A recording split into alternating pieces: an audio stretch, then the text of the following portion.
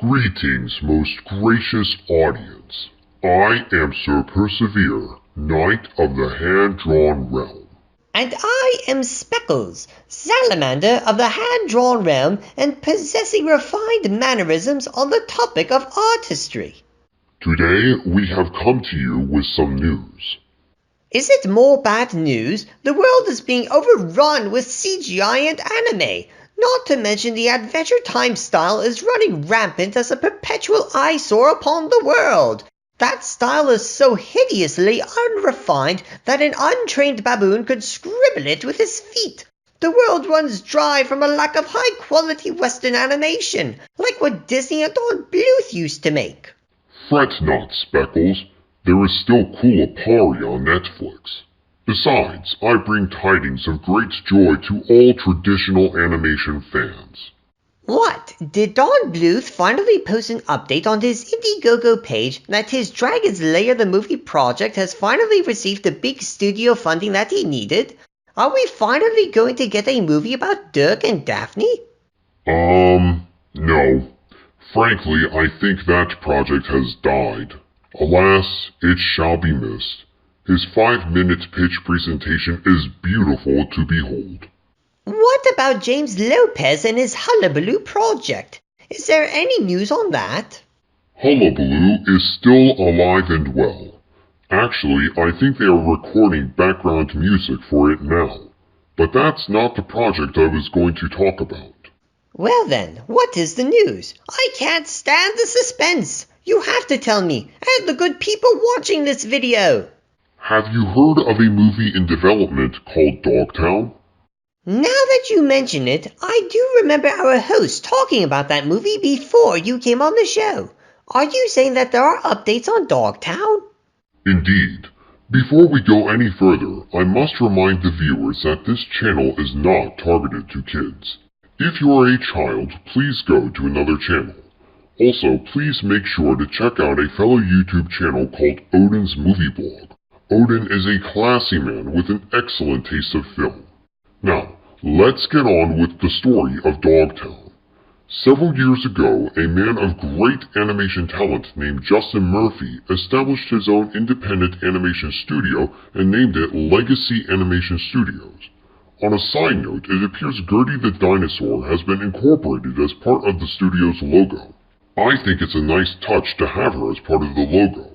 It's especially cool that she's public domain. So, let's play a couple of video clips of her right here for old time's sake. Look at her eating that entire tree. Wow! And she's got the dance moves. You go, girl. She is so awesome.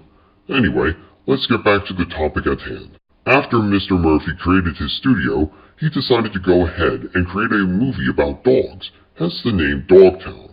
If you go to the Dawgtown the Movie website, you will see this incredible banner. Ooh, that looks simply spiffy. I agree, my amphibious friend. On his Facebook page, Mr. Murphy has described his movie as taking inspiration from Watership Down. Which Watership Down did Justin take inspiration from? Obviously not the Netflix show. He's been working on Dogtown even before Netflix released that laughably pathetic CGI snooze fest. Of course he was talking about the original hand-drawn one, and boy is that one a doozy of a movie. I've only seen the original Watership Down once, and believe me, it's not for the faint of heart. It is gritty and bloody. In fact, that kind of movie is designed more for adult viewership, though a lot of kids were subjected to it at a young age because their parents mistakenly thought it was for kids based on the hand-drawn style. Although Mr. Murphy does not take the art style from Watership Down, he takes a lot of that same desperate survivalist grit and puts it into his movie. The basic premise of the story of Dogtown is that a bunch of pit bulls get kidnapped from their loving owners by street thugs and put into a dogfighting arena. The dogs have to band together to rise up against the evil humans and escape the compound. Personally, when I look at the banner, I see it as more of a combination between Old Dogs Go to Heaven and Hunger Games. The animation style has its own graffiti-inspired flair, but refreshingly leans closer to the Western cartoony look of classic Disney and Bluth. And the dogs can talk. That's where I say Dogtown is similar to All Dogs Go to Heaven, except Dogtown is going to be less kid-friendly than All Dogs Go to Heaven. In fairness, All Dogs Go to Heaven deals with gritty topics too, like gambling, kidnapping, murder, death, and hell. True, Speckles. However, All Dogs Go to Heaven avoids blood and tries to tone it down for kids, especially when it inserts acrobatic singing alligators. And that's part of the charm of that movie and what it was trying to accomplish. Yes, all hail King Gator! Let's make music together! Let's make sweet harmony! Anyway, to get back on track, adults need to know that traditional Western animation isn't just for kids, and that's where Dogtown comes in. Just look at this image from the Dogtown Facebook page. Blood is smeared all over those dogs' faces and plastered all over their teeth. Hopefully, the adult demographic will see this and realize the truth of Disney-style animation that they have not grasped for so many decades. This animation style is not just for children. Adults can enjoy this style too. You just have to make it adult-oriented in the storytelling approach and actually tell a good story. And that's why hand animation died at Disney, because Disney stopped telling good stories and decided to make trashy sequels. And now it has applied that same formula to its other CGI and live-action acquisitions. Indeed, my friend.